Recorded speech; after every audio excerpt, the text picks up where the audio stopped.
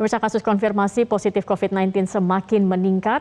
Hanya butuh waktu 11 hari, kasus COVID-19 per hari ini di Indonesia melonjak dari 27.000 kasus ke 54.000 kasus per hari ini. Sementara tenaga kesehatan mulai kelelahan dan kewalahan karena tidak sedikit yang terpapar COVID-19. Bagaimana kesiapan rumah sakit menghadapi lonjakan kasus yang belum juga landai? Kami sudah terhubung bersama dengan Sekjen Perhimpunan Rumah Sakit Seluruh Indonesia, Ibu Lia G. Partakusuma. Selamat malam Ibu Lia. Ibu Lia, hari ini kasus melonjak menjadi 54.000 kasus. Nah, kami ingin mengonfirmasi dari Persi sendiri, seperti apa sebenarnya kondisi di lapangan? Apakah kondisi rumah sakit khususnya di Pulau Jawa ini, tren kasus harian rawat inapnya ini semakin meningkat atau justru sudah menurun? Assalamualaikum warahmatullahi wabarakatuh. Terima kasih Mbak Zakia. Betul ya, katakan bahwa rumah sakit akhir-akhir ini betul kewalahan Mbak, kalau kami sudah sampaikan bahwa BOR, bed occupation rate nasional memang 70%. Tetapi kalau kita lihat di Jawa, beberapa rumah sakit sudah BOR-nya melebihi 80%. Dan yang tertinggi adalah saat ini 10 Banten. Jadi kita bisa lihat bahwa Banten, Jakarta, Jawa Barat, Lampung, Jawa Tengah, kemudian Jawa Tengah ya, Kalimantan Timur dan Papua Barat itu sudah melebihi 80%. Artinya apa? Kita sudah sulit sekali menempatkan pasien pada tempat yang diharuskan begitu. Karena belakangan banyak sekali pasien masuk dengan kondisi sedang dan berat ya. Jadi artinya bahkan banyak yang masuk juga dengan kondisi kritis. Penempatan tempat tidur tentu harus kita paham betul-betul, dan ini menyebabkan situasi yang mohon maaf ya kepada masyarakat menjadi kurang nyaman karena akan banyak tumpukan-tumpukan pasien yang ada di emergency, di IGD maupun di luar emergency. Ya, kita sudah mendirikan tenda dan sebagainya, tapi masih sampai sekarang ini khususnya di Pulau Jawa sangat sulit untuk mencari ruangan rawat di rumah sakit. Baik, Bu Lia, ini merujuk pada pernyataan dari Menteri Kesehatan kemarin di DPR, ada tata kelola yang masih harus dibenahi begitu untuk rumah sakit rujukan, terutama untuk swasta yang diminta menjadi rujukan terkait dugaan adanya pilih-pilih penanganan pasien COVID-19. Nah, ini menurut Persi, apakah memang benar hal ini terjadi sehingga ini semakin menyulitkan warga untuk mendapatkan rumah sakit rujukan?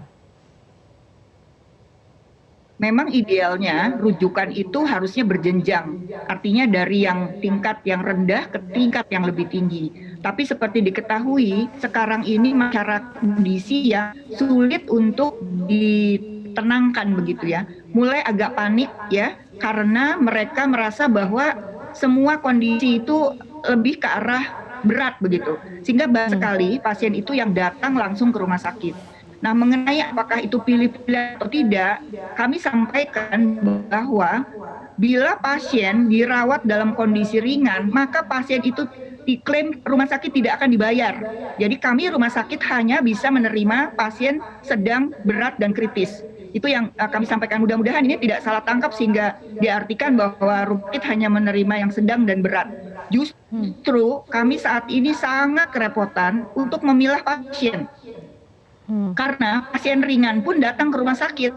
Sekarang kami justru mengharapkan atau menghimbau kepada masyarakat agar bisa melihat, kami sudah banyak menyebarkan beberapa tanda mana yang memang betul-betul harus ke rumah sakit dan mana yang tidak. Terutama kita melihat dari frekuensi napas atau sesak napas yang hebat pada pasien keadaan sedang dan berat. Kenapa demikian? Kita berharap tidak penuh di rumah sakit supaya waktu kita untuk menyeleksi pun menjadi berkurang. Nah, sekali lagi saya sampaikan bahwa kasus ringan yang dirawat di rumah sakit itu tidak akan bisa diklaim oleh pemerintah. Itu yang ingin saya sampaikan. Mungkin kita sekarang ini akan mengkhususkan diri ke arah pasien yang sedang, berat, dan kritis. Itu sudah kami sampaikan, Persi sampaikan berkali-kali. Baik, Bu Lia, ini juga banyak yang memprediksi bahwa waktu ataupun juga kondisi seperti ini paling tidak ini akan terus terjadi hingga akhir Juli mendatang. Worst case skenario yang sudah mungkin dipikirkan atau rencana yang akan dilakukan seperti apa Ibu Lia oleh Persi sendiri, nanti kami akan membahasnya usai jeda pariwara berikut ini. Pemirsa, tetap bersama kami di Prime Time News. Baik, kami akan melanjutkan perbincangan ini. Ibu Lia, sudah adakah begitu worst case skenario yang disiapkan jika lonjakan kasus ini masih terus terjadi? Setidaknya ini diprediksi hingga akhir Juli masih kondisinya akan seperti ini. Iya Mbak, sekarang hari ini kalau kita ditanya jumlah tempat tidur ada 118.900 dengan kasus aktifnya 443.000. Jadi pertambahannya itu 35.000 satu hari Mbak. Jadi bisa dibayangkan bahwa tempat tidur kita ini saat ini memang kurang gitu, karena pasti akan banyak, mungkin setengahnya itu akan datang ke rumah sakit untuk meminta pertolongan. Nah, kalau kita tidak berikan lagi tambahan ya untuk extension, ini nampaknya juga akan kesulitan. Maka kami berharap adanya tambahan extension ini mungkin dalam bentuk apakah itu rumah sakit lapangan yang mempunyai kapasitas yang besar. Jadi artinya jangan yang kecil-kecil, karena kalau yang kecil-kecil itu nggak akan nambah banyak. Tapi kalau misalnya bisa didirikan, misalnya adakah rumah sakit lapangan dengan kapasitas lebih dari 100 atau bahkan mungkin 500 yang dibantu dari tenaga TNI Polri misalnya, kami berharap bahwa ini akan bisa membantu rumah sakit pemerintah atau swasta lainnya yang nantinya akan diprioritaskan untuk yang menangani pasien berat atau kritis. Nah, yang sedang bisa dibantu di sebuah sistem gitu ya. Kalau tadi disebutkan bahwa Bapak Menkes nyatakan harusnya berjenjang. Nah, kita kekurangan yang untuk pasien-pasien sedang tadi. Untuk ringan mungkin bisa diisolasi yang terfokus atau terpantau oleh nakes atau isolasi mandiri. Tetapi untuk yang sedang inilah yang kami sangat kekurangan. Ya, kami berharap kalau yang rumah sakit lapangan tetapi ditunggu oleh TNI Polri ya, yang tentu mereka mempunyai tenaga yang cukup, mudah-mudahan. Nah, kami akan di lini yang lebih mengarah ke arah pasien berat dan kritis. Harapan kami seperti itu.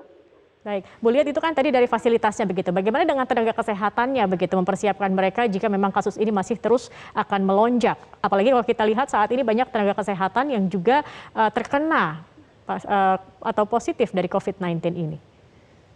Ya, justru itu. Karena saat ini terus terang saja banyak sekali tenaga kesehatan, hampir 10-15% saya rasa di tiap rumah sakit itu ada tenaga yang terkontaminasi atau terinfeksi sehingga mereka harus diistirahatkan. Nah, untuk itu kami ya berharap kita lebih efisiensi terhadap tenaga. Kalau dalam 1 minggu ini masih terjadi seperti itu, maka akan terdapat beberapa kegiatan yang terpaksa harus dihentikan gitu sementara. Itu kan sayang sekali. Jadi mungkin yang saat ini kami mohon bantuan sekali dari pemerintah adalah bagaimana caranya pasien dengan derajat sedang itu bisa mendapatkan bantuan di rumah sakit lapangan. Mungkin kira-kira seperti itu. Sebab SDM pun kami sudah kewalahan. Tapi tentu dengan catatan bahwa rumah sakit lapangan itu harus efisien dan tenaganya kalau bisa ya apakah itu dari TNI Polri bersama-sama dengan tenaga tambahan relawan ataupun tenaga lain yang dialihfungsikan mungkin ya. Kan sekarang banyak juga ya dokter yang mungkin tidak di Kementerian Kesehatan, mungkin di kementerian lain atau apa. Mudah-mudahan mereka juga bisa diperbantukan begitu. Karena ini kan masalah masyarakat se-Indonesia.